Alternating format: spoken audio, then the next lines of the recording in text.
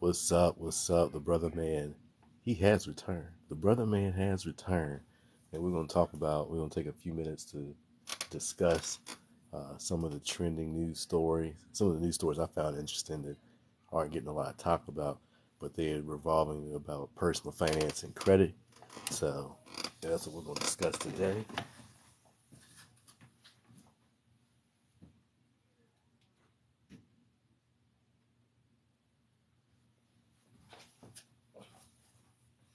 What's up? How's everybody doing? Are y'all staying warm today? Oh, so also, I'll try to follow as many of y'all as I can. We got Seattle Seahawk fan in the house. Stephen T. What's up? Legion of Boom. We got a lot of Seattle Seahawk fans in the live today. Try to follow as many as I can.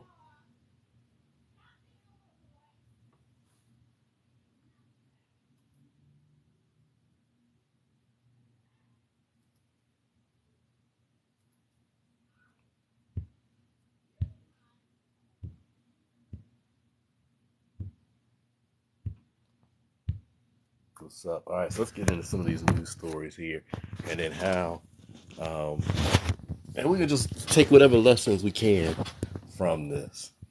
All right, Robert, what's up? The Lone Wolf, Julie, what's up? David.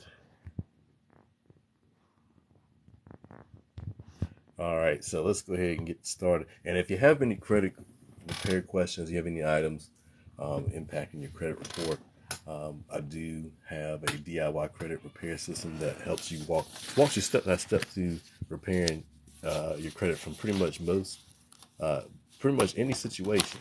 So if you have any items that you have any questions about on your credit report, let me know that in the comments as well. What you see behind me is a result of someone who's used our system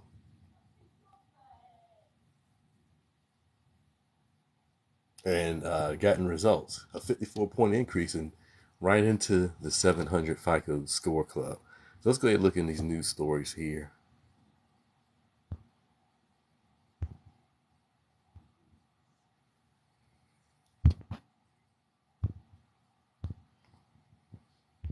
I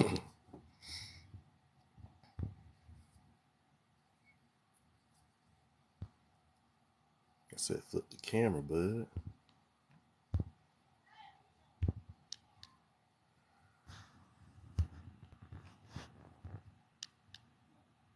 What?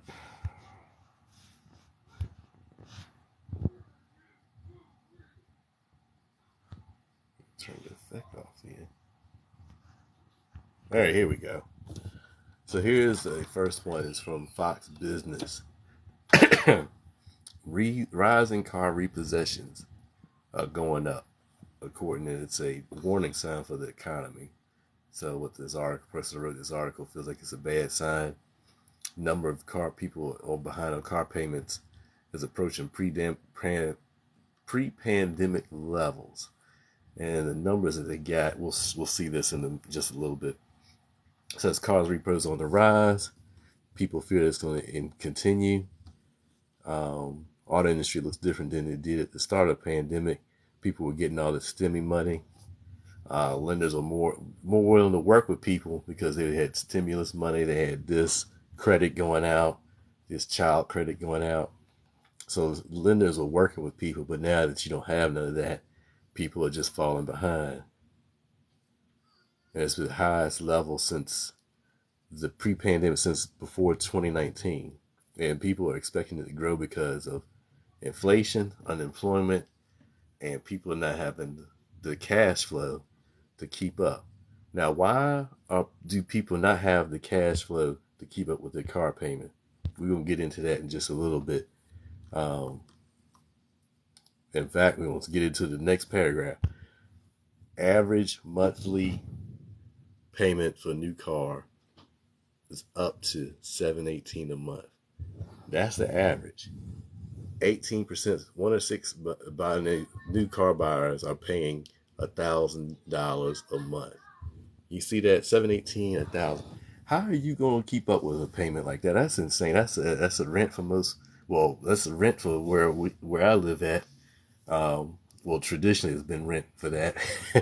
Rent had gone up in the last couple of years. That's crazy. $1,000 a month for a car, for a personal car that you're using for personal use. There's no way people are gonna keep up with that. And that's something that's happened in the last couple of years. People's raises ain't kept up with that. So you see why people are falling behind on their car payment. Plus everything else it mentions here. Costs associated with car, insurance is going up, gas, and repairs have gone up. Everybody's going to start charging more because everything's more expensive. The repossessions are occurring on people who could afford $500-600 a month payment 2 years ago, but now everything is more expensive. That's where you're starting to see repos happen a lot more because they simply cannot keep up. People cannot keep up with all this inflation. Same number of repos increased.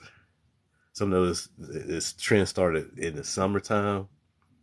That's what this one economist mentioned. The rate of defaults isn't expected to reach. They don't expect it to reach 2008, 2009 levels where it was at 4%. And that's, if you remember, that's when the real estate bubble was hitting, and people were losing their shirt over that mess. So they don't expect to get that high, but you never know. I mean, 2.2, it went up from 2.2 to 2.35. That's a bad trend, and I don't know where it's going to stop. Don't know where it's going to stop. It's at the end of the article there. I believe it is. So we're going to close that one now. Let me flip my camera back around here. So what can we learn from that? Well, going into 2023, me, you, everybody, the common everyday person, we're going to need to strategize and increase our cash flow. Going into next year, we're going to need to get out of debt. We're going to need to find ways to produce secondary incomes outside of our job. We need a job, but we're going to need to produce income outside the job. We need to lower our expenses and lower our taxes. And that's what I love about the opportunity that I've got. The memberships I have with my econ, it allows me to accomplish all of that, all with one product. It allows me to fix my credit. I've used the strategies and training in this program to eliminate $20,000 worth of debt I had in personal loans and different things. I pay that off in less than a year. In addition to removing 5 collections off my credit report. So I was able to improve my credit, improve my cash flow, because you don't have that excessive debt weighing you down. And that's the type of stuff, that type of debt that causes repossessions and foreclosures and evictions and all sorts of stuff. You know, you could have one bad year and you could be financially ruined. But we've got a solution. Me and my team have got a solution to help people overcome that. Um, and you get video training. As far as the credit repair is concerned, you get video training, step-by-step video training with all of the forms and letters needed to get results on your credit.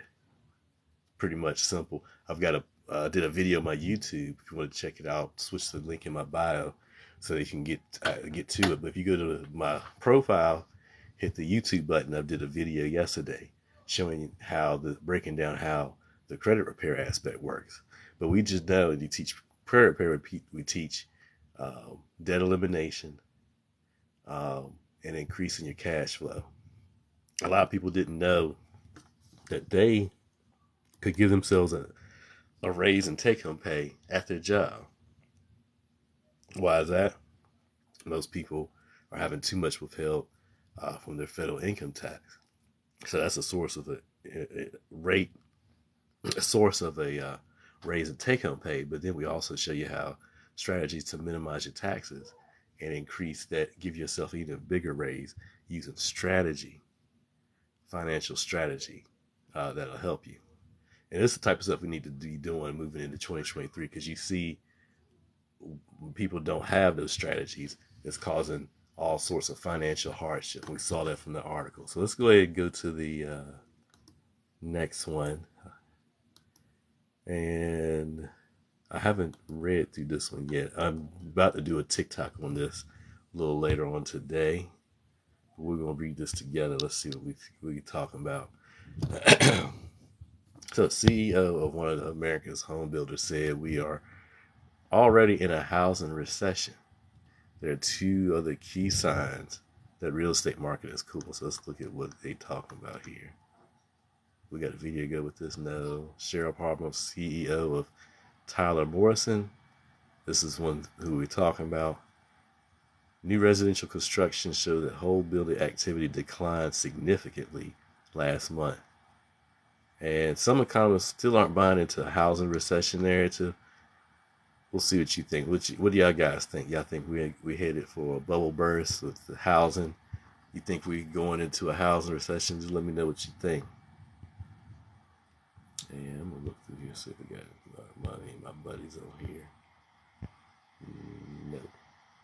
All right, let's go. Housing market is cooling faster than some experts predicted. There's signs that more trouble's on the horizon moving into next year. Cheryl Palmer, CEO of Taylor Morrison, she told CNBC that the U.S. She says the U.S. has been in a housing recession for many months due to the rise in interest rates and ongoing supply chain disruption continue to depress home builder activity and home buying demand alike. She says she expects the overall new house inventory to drop as people start buying what's out there now. This could push home prices up modestly, although it could present new. So some of this makes me feel like it's intentional and it's by design, but we'll go with face value that they're saying about the supply chain disruptions. But part of me feel like this is intentional and this is not. This is no accident that all of a sudden the prices will continue to go up. Anyway, let's see here where we're at. Although it could present new opportunities for buyers to re-enter the market because inventory levels are still above where they're at the beginning of 2022. At the beginning of this year, there was really no choice for the consumer. It was difficult to get a home. It didn't matter if we were talking about resale or new. Today, consumers can really build the home of their dreams, and home builders are helping them do that. To further bolster her point, she pointed to the new, most recent residual construction data from the Census Bureau. We might come back to that. The data in that nationwide building, she's basically saying that nationwide building permits are declining pretty significantly, 22%, by 22% and 16.4% respectively over the last year. Over in the West, they felt that the most single family and multifamily starts decreased by 7%. Building permits decreased by 6.5%. National Association of Home Builders shows that same sentiment.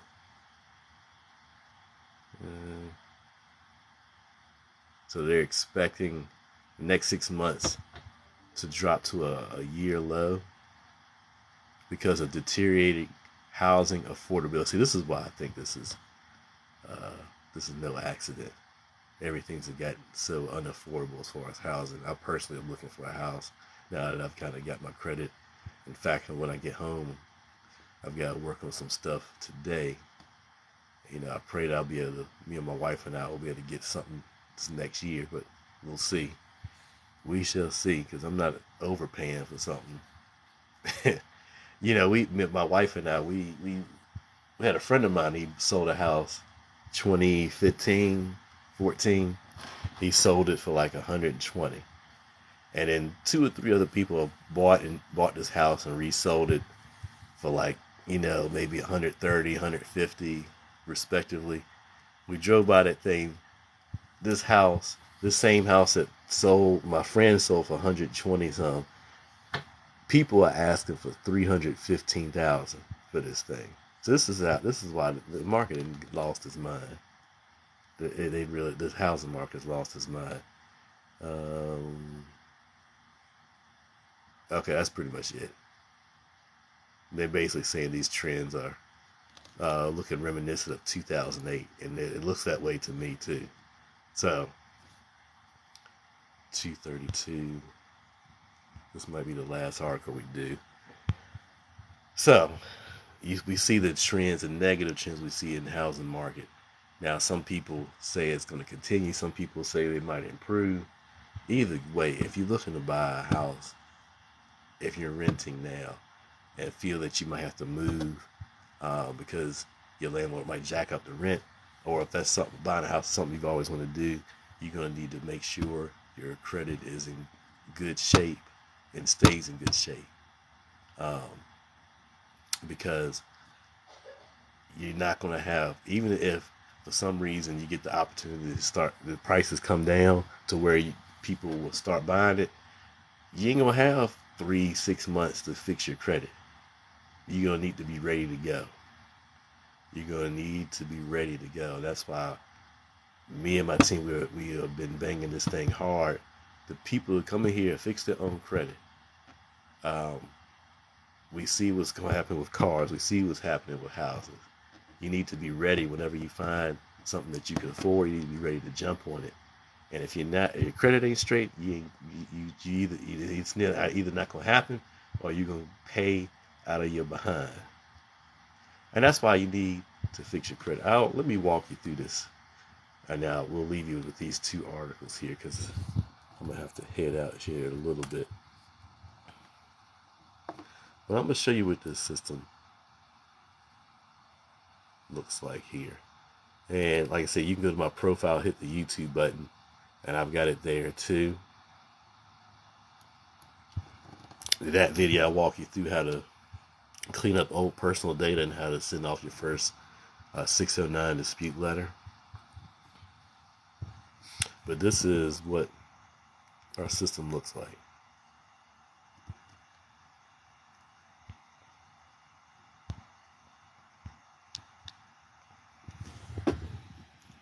All right, so it's 6 steps that you get. These are what you get, 6 steps on this to fix it. When you learn how to empower you to fix your credit, we show you 6 steps. Pull on your credit reports,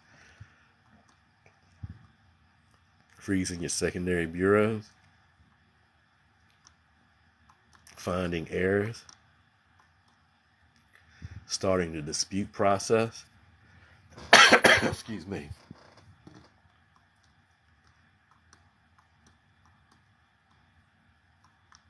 And number 5, lowering your credit utilization and building good credit.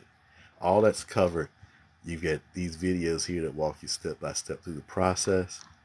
You can, once you get access to this system, you can re-watch these videos over and over again. But the training itself is like is about 30 minutes long.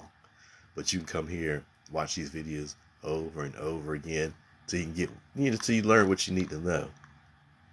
And this is so valuable, because I did not know, like, for example, I did not know that there was secondary bureaus out there that reported to the 3 credit bureaus.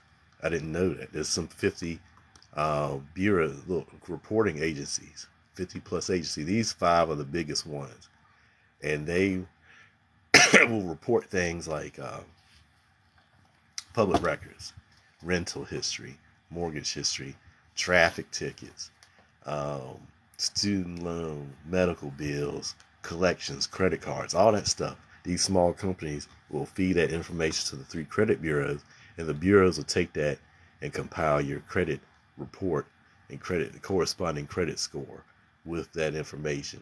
But now let's say if you've got a collection, or like, for example, I had a collection. I had a number of charge-off things. When I learned this, came to the system, I learned this. And so what I did, I froze these accounts. And then when I sent my dispute letters here, all right, when I sent them to the credit bureaus would go to these smaller companies to verify the information. They couldn't do it because I had already frozen those secondary bureaus. So this is stuff that you get taught in this course. Now, we're talking about disputing things. Look at all the forms that you get. You get a letter, pretty much a letter for most situations that anybody could deal with.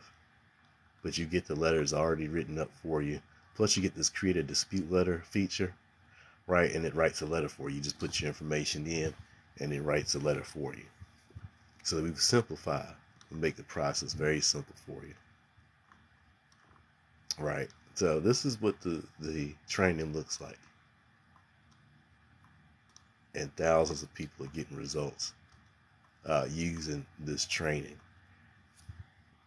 Let me turn my camera around. And this training is only $9.95 to get started. It's only $9.95 to get started with that training. To get started with the income shifting membership. And so with the income shifting membership, you get the credit training, plus you get training on the basics of investing. You get training on how to give yourself an instant pay raise at your job. Just a number of things. And all that, and you get the training on how you can build yourself an online business from home and produce a second income from home. How you can increase and improve your cash flow from home. You get all that. Starting at first month is $9.95 and it's regular $39.95. So if you're in need of fixing your credit, if you're in need of improving your personal finances, this is where you need to go. You can go to my profile, hit the link in my bio to take advantage of the special promo. Or you can text 434-515-1612. Yeah, that's the number. So we got 240. Anybody got any questions? Let me know your thoughts. Let me go ahead and follow you guys before I move on. There we go. Appreciate the likes. Appreciate the support. Appreciate y'all tuning in. Let me get 240. We might have time for one more story. So let's see what we got. Let's look at one more news story here. Oh, me. We got a couple of good ones. I'm definitely going to have to do TikToks on these. But, all right, here's one. Here is one. This will be the last one before I have to get up off of here.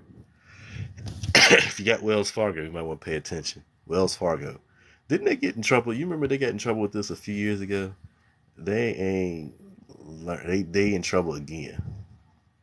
They got paid $3 billion for consumer law violations, right? Wells Fargo, that's just a caption there. All right, so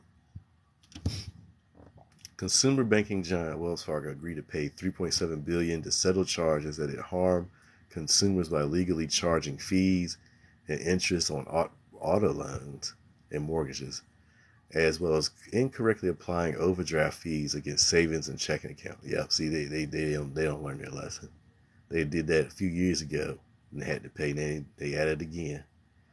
Wells Fargo was ordered to pay $2 billion to consumers by the CFPB, which also enacted a 1.7 penalty against them, the largest fine ever against a bank, and the largest against Wells Fargo, which has spent years trying to rehabilitate its image after a series of scandals. Yeah, what I tell you. See, they don't learn that lesson. They don't learn. Regulators made it clear that they believe Wells Fargo has further to go on that. Okay. And corporate recidivist that puts 1 out of 3 Americans at 1 out of 3. The CFPB is saying Wells Fargo is on pace to harm 1 out of 3 of its consumers. That's crazy. Well, it says American, so I don't know if that's just people they deal with, or 1 out of 3 in general. It sounds like 1 out of 3 in general.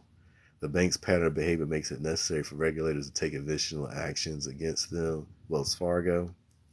Violations impacted more than 16 million customers, the Bureau said. In addition to improperly charging overdraft fees to auto loan customers, check this out. The bank wrongfully repossessed vehicles in some cases. The bank improperly denied thousands of mortgage loan modifications to homeowners. You ready? Yeah, I'll be ready in just a sec.